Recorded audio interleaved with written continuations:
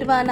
ప్రస్తుతం మనం కాంచీపురం వచ్చేసాము. కాంచీపురంలో ఫస్ట్ మనం వరదరాజ పెరుమాళ్ ఆలయానికి వెళ్ళి అక్కడ స్థల పురాణం, ఆ ఆలయ విశేషాలు అన్నీ మాట్లాడుకుందాము.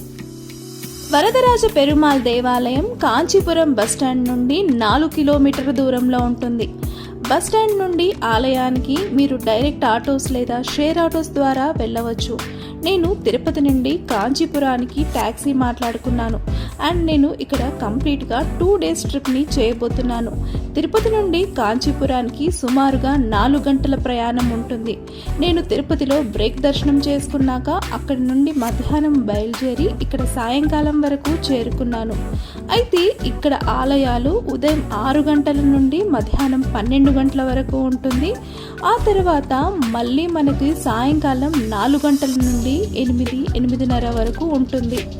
కాంచీపురంలో మనము కంచి కామాక్షి, ఏకాంబరేశ్వర లింగం, వరదరాజ పెరుమాళ్ ఆలయాలు ఇవి కంపల్సరీ మనం దర్శించవలసిన ఆలయాలు. వరదరాజ పెరుమాళ్ దేవాలయాన్ని విష్ణు కంచి దేవాలయం అని కానీ, బంగారుబల్లి దేవాలయం అని కానీ చెప్తూ ఉంటారు.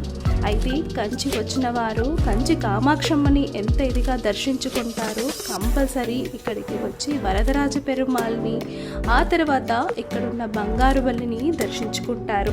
ఈ వరదరాజ పెరుమాళ్ ఆలయం వైష్ణవులకి పరమ పవిత్రమైన 108 దివ్య దేశాల్లో ఈ ఆలయం కూడా ఒకటిగా చెప్పబడింది. కాంచీపురంలోని విష్ణు కంచిగా పిలువబడే ఈ ఆలయం సుమారు 23 ఎకరాల విస్తీర్ణంలో ఉంది. 3 ప్రాకారాలు, 32 ఉప ఆలయాలు, 19 విమాన గోపురాలు, 300 పై చిలుకు మంటపాలు, 389 స్తంభాలు, మందిరాలతో ఈ ఆలయం ఎంతో అందంగా విశాలంగా ఉంటుంది. అంతేకాదు ప్రధాన గర్భగుడి పశ్చిమ ముఖంలో 130 అడుగుల ఎత్తు ఉంటుంది. ప్రధాన గేట్ అంటే రాజగోపురం 7 అంచెల ఉంటుంది. మంటపం ఇక్కడ ఉన్న 100 స్తంభాలు, దానిపై చెక్కిన రామాయణ మహాభారత సన్నివేశాలు ఎంతో అద్భుతంగా ఉంటుంది. ఆలయంలో అత్యంత ప్రసిద్ధమైన నిర్మాణం ఒకే రాతితో చెక్కబడ్డ ఈ రాతి గొలుసులు మంచి హైలైట్గా చెప్పవచ్చు. నరసింహస్వామి, శ్రీ రామానుజాచార్యుల ఆలవార్లు, తాయారమ్మ దేవి మందిరం, అంతేకాకుండా రాతి దూలం పైన ఉన్న బంగారు బల్లి ఇక్కడ కంపల్సరీ సందర్శించవలసిన ఉప ఆలయాలు. ఇక్కడ 3వ ఆవరణలో తాయారమ్మ దేవి మందిరం ఉంటుంది. ప్రధాన పెరుమాళ్ ఆలయాన్ని సందర్శించే ముందే భక్తులు ముందుగా ఇక్కడ ఈ అమ్మవారిని దర్శించుకోవడం ఇక్కడి ఆచారం. 2వ ఆలయంలో 4 పుణ్యక్షేత్రాలు ఉంటాయి. స్వామివారి ఉత్సవమూర్తిని దర్శించుకున్న అనంతరం మనము స్వామివారి శిలామూర్తిని దర్శించుకుంటాము. 180 అడుగుల ఎత్తు ఉన్న ఈ స్వామివారి విగ్రహం, స్వామివారి చిరుమందహాసం అచ్చు స్వామివారు మన ఎదుట నిలుచున్నట్టుగా ఉంటుంది. చెప్పడానికి మాటలు కూడా సరిపోవంటే నమ్మరు. కెమెరాలు అలౌడ్ లేని కారణంగా నేను మీకు అది చూపించలేకపోతున్నాను. స్వామివారిని దర్శించుకున్న అనంతరం మనము బంగారు బల్లిని దర్శించుకోవడానికి వెళ్తాము. ఆలయం పైన ఎన్నో తమిళ, తెలుగు, కన్నడ శాసనాలు కనపడడం ఈ ఆలయ విశేషం. కంచి అనగానే అందరికీ మొదట గుర్తుకు వచ్చేది కంచిలోని బంగారు మరియు వెండి బల్లి. కంచిలోని బంగారు బల్లికి చాలా ప్రాధాన్యత ఉంది అని చెప్పాలి. కంచిలోని బంగారు బల్లి తాకి వచ్చిన వారి పాదాలు నమస్కరించినా చాలు బల్లి వల్ల కలిగిన అరిష్టాలు, దోషాలు నివారణ జరుగుతుందని చాలా మంది ప్రజల్లో ఈ నమ్మకం కూడా ఉంది. అయితే ఈ బంగారు, వెండి బల్లుల వెనక కొన్ని చారిత్రక కథనాలు కూడా ఉన్నాయి.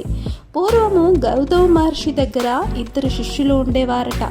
అయితే వారు ఒకరోజు గురువు గారు పూజ చేయడానికి కావలసిన సేవలు అందించుచుండగా వారు అందులో ఒక కుండలోని నీళ్లు తీసుకొచ్చి గురువుగారికి ఇచ్చినప్పుడు దాంట్లో బల్లులు ఉండడం చూసి గురువుగారు వారి నిర్లక్ష్యం పైన కోపగించి బల్లులుగా మారిపోమ్మని శపిస్తారు.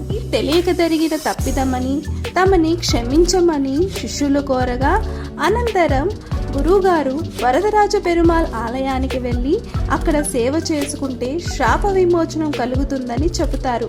అప్పటి నుండి వారు బల్లి రూపంలోనే వరదరాజస్వామిని ప్రార్థిస్తూ ఉంటారు. కొన్నాళ్ళకి వాళ్ళ శాప విమోచనం పోయి సూర్యచంద్రులు దానికి సాక్ష్యం కావడంతో అప్పటి నుంచి ఆ శిష్యుల బొమ్మలు బంగారు వెండి బల్లులుగా ఉంటూ వారిని తాకిన వారికి దోష నివారణం కలిగిస్తూ ఉంటారు. బంగారు సూర్యుడుగాను వెండి చంద్రుడుగాను అప్పటి వరకు బల్లి దోషాలు ఉన్నా ఇక్కడికి వచ్చి ఆ బల్లి తాకడంతో నివారణ జరుగుతుందని కూడా ఈ స్థల పురాణం చెబుతున్నాయి. ఆలయ గోడల పైన ఉన్న ఈ రంగురంగుల పెయింటింగ్లు 16వ శతాబ్దానికి చెందినవి. ఇవి విజయనగర రాజుల పరిపాలన కాలపు నాటిదని. ఇవి ఎంతో అందంగా ఎంతో కళాత్మకంగా చూసేవారి చూపుర్లని ఆకట్టుకుంటాయి.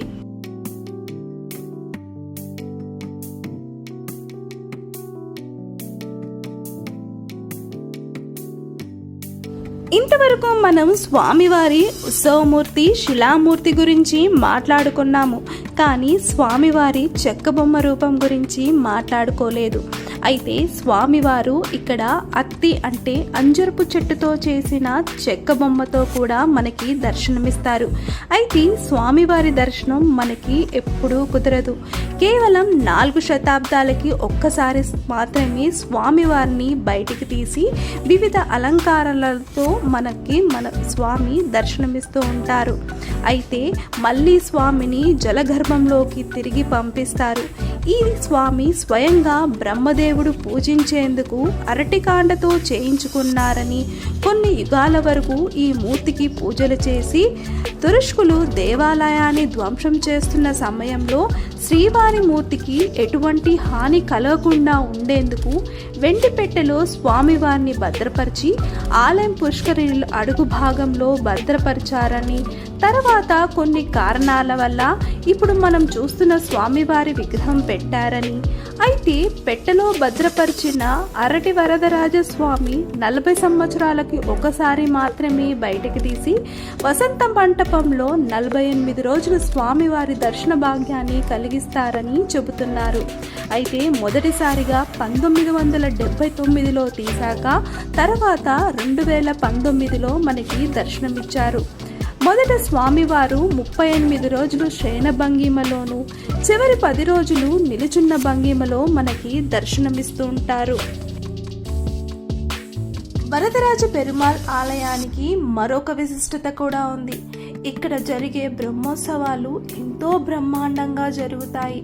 అంతేకాదు స్వామివారికి పెద్ద పెద్ద గొడుగులతో ఇక్కడ ఉత్సవాలు చేయడం ఈ ఆలయ ప్రత్యేకత. వరదరాజ పెరుమాళ్ ఆలయం గురించే కాకుండా కంచి కామాక్షమ్మ దేవాలయం, ఏకాంబరేశ్వర లింగ దేవాలయం గురించి అన్ని విశేషాలతో వీడియో చేశాను. దాని లింక్ ఐ బటన్లో కానీ డిస్క్రిప్షన్ బాక్స్లో కానీ ఇస్తాను, చెక్ చేసుకోండి.